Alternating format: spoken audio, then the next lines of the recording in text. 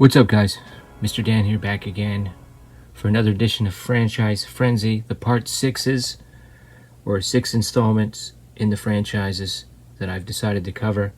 Out of the 10, we have 7 left out of the 10 that I've chosen. Let's get right to it. This was actually a bit of a frenzy to get this done in time, whereas in the past I was working ahead, almost a month ahead, to the point where I was getting confused about which number I was on. But then I went ahead after watching, Puppet Master 5. I just kept going with the Puppet Master chain, and then I watched Curse of the Puppet Master, and oh boy. So this is going to be number 7. This is going to be the bottom. Not even any question, okay? And that just kind of like took the momentum out of my sales. I thought I had a few other ones. I just wasn't looking forward to checking out some of these, but surprise, surprise, some of them turned out to be pretty good. So we'll get into it, but this is the worst. This is the worst Puppet Master movie so far, and this is definitely the bottom. Number 7, Curse of the Puppet Master. Hardly any puppet action in it. Long opening montage of clips of previous Puppet Master movies, but then after that, hardly any Puppet Master or puppet action, some weird human characters, and then it just suddenly ends. Gosh. That's number 7. Not even any question. Number 6 is one that I don't have. Freddy's Dead, The Final Nightmare. Yeah, it just wasn't that great. It was by far my least favorite film in that franchise. It was kind of cool to see Yaphet Kotto. He was underutilized, I thought. You know, you had Alice Cooper in a bit part. Uncredited part, I mean. And then you had Mr. and Mrs. Tom Arnold credited, which is a sign of when this was made. You know, some pretty good scenes, as always, in these films. Some dreams and are better than others. And overall, it was weird. Part of it was like a rehash of Dream Warriors a little bit. I don't know. I didn't like it that much. So that's number 6.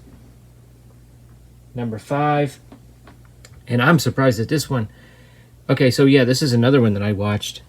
I wanted to watch it to get ready for our full moon discussion with on JT's horror discussions. But yeah, this is another one I did watch a while ago, like pretty much as soon as I got it. And I would have thought at the time, I was thinking this was probably going to be close to the top, but which speaks well of some of the other films that I have coming up here.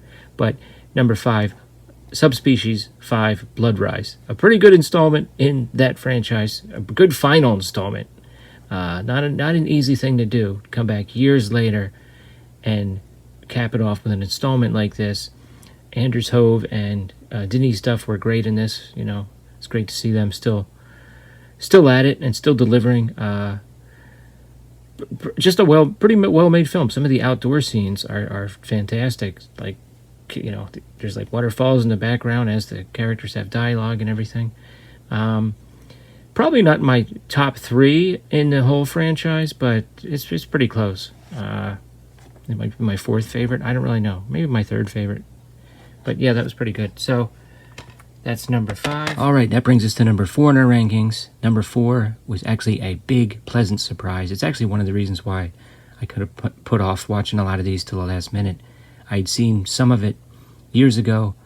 I haven't heard great things about the trilogy that it is included in, but I actually think it's a pretty good extension of Day of the Dead, and of course I'm talking about George A. Romero's Land of the Dead is my number 4, a big pleasant surprise. Did not think I was going to rank it higher than Subspecies 5, to be quite honest with you. And by the way, Subspecies 5 is in the Part 6 countdown because of the film Vampire Journals. So if you're just joining in to Franchise Frenzy, you might be a little confused by that. But anyway, Land of the Dead, number 4, a pretty good extension of a lot of the concepts that were explored in Day of the Dead.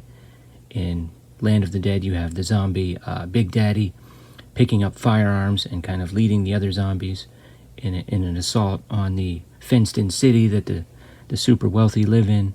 So you have some pretty good social commentary in there. You also have a kick-ass vehicle called Dead Reckoning, which is like an armored battle truck. Pretty good cast overall. The effects were unfortunately a little bit of a mixed bag. Some of the explosions and so forth weren't great, and I could have used some more gore effects for sure. I watched the version on YouTube, So I believe there's an extended cut that has some more gore effects. So I'll be looking forward to checking that out at some point. So Land of the Dead, number 4. Number 3, another big surprise. This is one I hadn't heard anything about or hadn't seen before, unlike some of the other previous sequels. Saw 6 is my number 3. I think the best writing and the best storyline since the original film.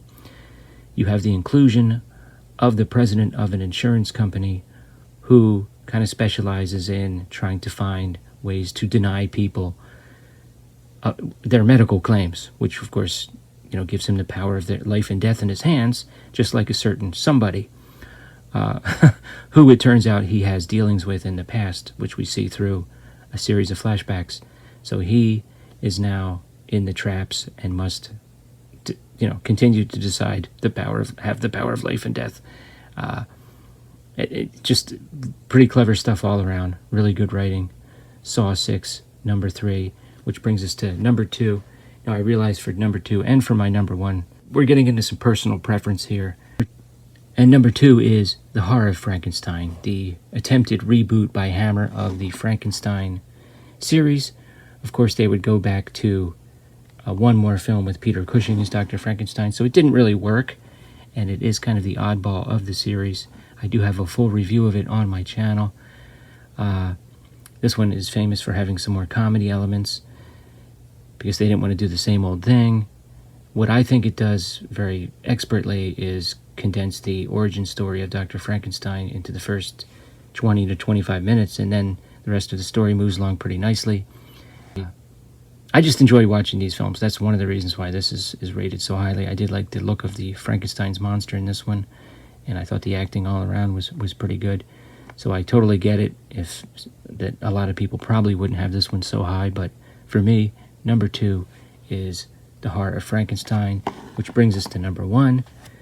Maybe the biggest surprise for some of you who have been watching some of my previous videos, as I have not really ranked a lot of the films in the Conjuring universe that highly.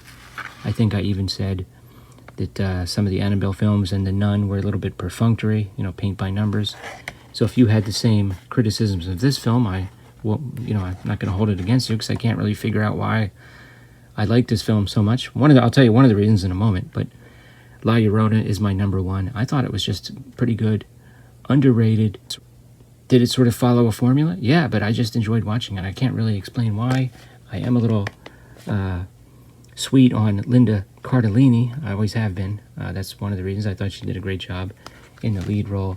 A pretty tenuous connection to the Conjuring universe, but that didn't really bother me. It may have even been a strength in a strange way. I don't know if I can fully explain that, but yeah, overall, just a really solid ghost story with a different type of ghost that we haven't seen before.